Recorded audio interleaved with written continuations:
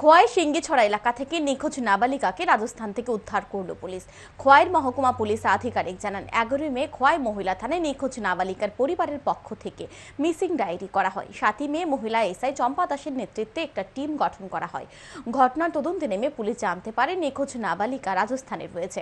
যথারীতি এসআই চম্পা দাসের নেতৃত্বে পুলিশের একটি দল রাজস্থানে যায়। সেখানকার স্থানীয় থানার পুলিশের সহযোগিতা নিয়ে উদ্ধার করা হয় নিখোঁজ নাবালিকাকে।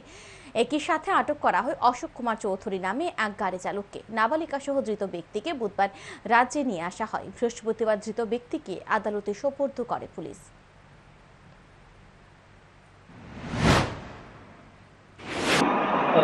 মেয়েটাকে রিকভার করতে সক্ষম হয় এবং the assistance of Rajasthan police also arrested the absconding AP এপিকে নিয়ে আসি। কালকে রাত্রেই আমাদের টিম খোয়াই পৌঁছে and we'll be producing the AP to Khoi court, and after further investigation, আমরা জানাবো।